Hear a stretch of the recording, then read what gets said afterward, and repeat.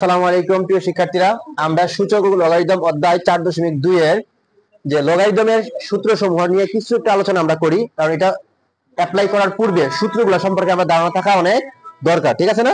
তাহলে দেখো, লগের সূত্রগুলো একটু দেখার চেষ্টা করো। এখানে কি আছে? Log A B equal to, দেখো লগ এ বি, তাহলে খেয়াল করছো এটার মাঝখানে কি সম্পর্ক আছে? গুণ। তাহলে আমরা জানি কি স্যার, গুণ থাকলে আমরা যোগ লিখতে পারি, যোগ থাকলে আমরা গুণ লিখতে পারি। তাহলে দেখো এটা আমরা কি করলাম, আলাদা করে নিলাম। আলাদা মানে কি স্যার? লগ এ, আর এই গুণ থাকা কি দিয়েছে প্লাস, তখন কি দিয়েছে লগ বি। আমরা কি বুঝতে পারছি এটা? আচ্ছা, এরপরটা খেয়াল করো, লগ এ বাই বি, মানে এখানে ভাগ আছে। আমরা জানি কি ভাগ থাকলে বিয়োগ হয়, মাইনাস হয়। ঠিক আছে না? ভাগ থাকলে কি হয়? মাইনাস হয়। তাহলে মাইনাস হলে দেখো কি লিখলাম, লগ ঠিক লিখলাম এ, পরে মাইনাস দিয়ে আমরা কি লিখলাম, লগ বি, আলাদা করে দিলাম। ওকে, তারপরে খেয়াল করো কি আছে, log a to the power m. Log a to the power কি আছে? এম। আমরা জানি কি যে সর্বোচ্চ পাওয়ারটারে আমরা আগে দিয়ে আনতে পারি, করে আনতে পারি আগে। এখন যদি মনে করো এটা এরকম থাকতো স্যার, লগ কি থাকতো আমার, এ টু দি পাওয়ার 4 থাকতো, তাহলে এটা আমরা কি লিখতাম স্যার? বলো স্যার যে সর্বোচ্চ পাওয়ারটারে স্যার আগে দিয়ে আনলাম, আর লগ এ আমরা পরে দিয়ে লিখলাম, ওই রকম হইতো। ঠিক আছে না? এখন খেয়াল করো, আমরা জানি কি sir, log a to the power a, এটা সূত্র, মানে এর উপরে যদি এ হয় তাহলে আনসারটা কত হয় স্যার? বলো স্যার 1।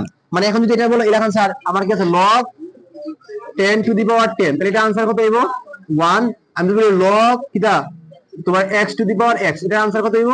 1। মানে বেস যা পাওয়ার যদি সেম হয় তাহলে এটা আনসার কি দেবে স্যার? বলো স্যার 1 হইব। ওকে, আচ্ছা এখন খেয়াল করো আমরা কি লিখছি, এরপরে খেয়াল করে কি লিখছি, লগ এ টু দি পাওয়ার, এই যে এখন যে অ্যাপ্লাইটা দেখো, log a to the power a to the power কিটা আমার n, n হলে কিটা হয় স্যার? বলো স্যার n হয়। শুধু উপরে উপরে যে পাওয়ারটা এটা কিলান, দেখো এটা কিলান হয়, এই সংখ্যাটা কিলান হয়, দেখো এই সংখ্যাটা কিলান হয় স্যারের কোসাইন।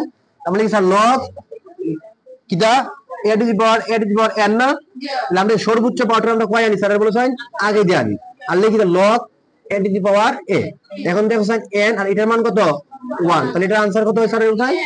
তাহলে আমরা কি এটারে কি যে সর্বোচ্চ পাওয়ারটা আমরা n লিখতে পারিনি, যে বেস এবং পাওয়ার সেম থাকে, এর উপরে কোনো পাওয়ার থাকে, তাহলে এটা আমরা কি লিখতে পারি স্যারের কোসাইন? মানে এখানে যদি 4 থাকতো, এখানে কি থাকতো? 4 থাকতো, তাহলে অবশ্যই এখানে কি থাকতো? 4 হইতো। বুঝছো নি? 4 হইতো।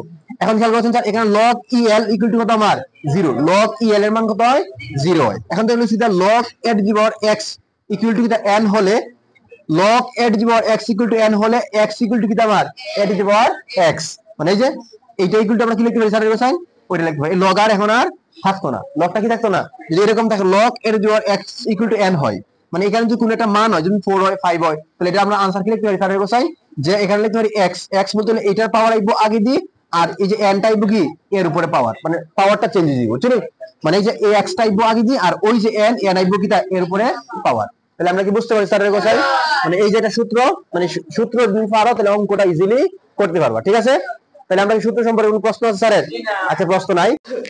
আসসালামু আলাইকুম প্রিয় শিক্ষার্থীরা, আমরা এখন সূচক ও লগারিদম অধ্যায় 4.2 এর লগারিদমের সূত্র আগে পড়াইছিলাম। এখন সূত্রের যে ব্যাখ্যা মানে আমরা একটা অঙ্ক করানোর চেষ্টা করবো। দেখো ক নাম্বারটা পৃষ্ঠায় তোমার কত হয়, যে বইয়ের পৃষ্ঠা হচ্ছে 86 পৃষ্ঠার অনুসরণী 4.2 এর 1 নাম্বার, 1 এর ক নাম্বার প্রশ্নটা সমাধান করার চেষ্টা করবো। ঠিক আছে? 1 এর ক নাম্বার। তাহলে দেখো, এই সবাই একটু মনোযোগ সহকারে দেখেন, আমরা কি করতে পারি?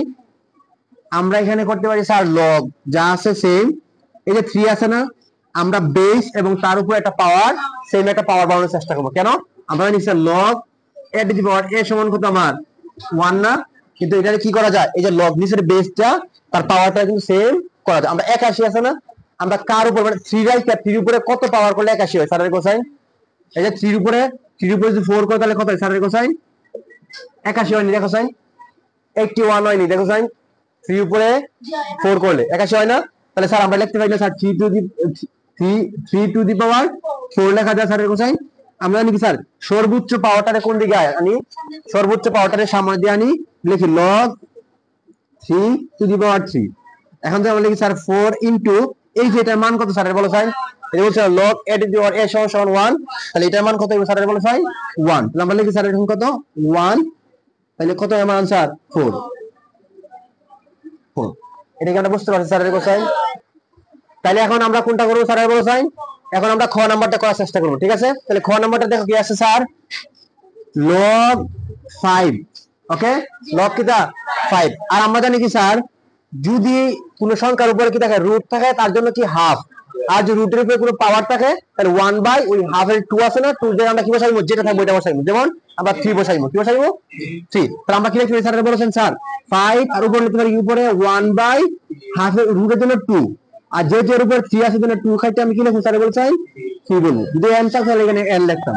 ওকে, এখন দেখো আমরা কি লিখি স্যার, সর্বোচ্চ যে পাওয়ারটা এটা আমরা কি করতে পারি, সামনে দিয়ে আনতে পারি। তাহলে আমরা সামনে জানি 1 বাই এটা 3 ইনটু লগ 5 টু দি পাওয়ার 5 এর মান কত আমার 1। তাহলে আমরা লিখি স্যারের কোসাইন 1, তাহলে গুণ করলে কত স্যারের কোসাইন 1 বাই, এটাও তোমার কিটা आंसर।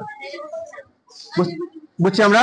এই যে log এর সূত্র কি ছিল, log a two the power a সমান কত 1। এই দেখো log 5 টু দি পাওয়ার 5 মানে ইকুয়াটার মান 1 আর সর্বোচ্চ পাওয়ারটা কি দিয়ে যায়, আগে দেয় হয়। বা এটা আমরা একটু বইয়া করে লিখতে পারতাম, এটা কিন্তু পরে লিখতে পারতাম। আচ্ছা আমরা দেখি, ডাইরেক্ট 1 লিখেছি বা ডাইরেক্ট না লিখে আমরা এখানে লিখতে পারতাম যে স্যার log 5 টু দি পাওয়ার 5, ঠিক আছে না। এখন দেখো কি লেখা যায় স্যারের বড় সাইন, স্যার 3/1 ইনটু এইটার মান কত, ইকুয়াটার মান হচ্ছে আমার 1, তাহলে आंसर কত হয় 1/3। ঠিক আছে, আমরা কি বুঝতে পারছি?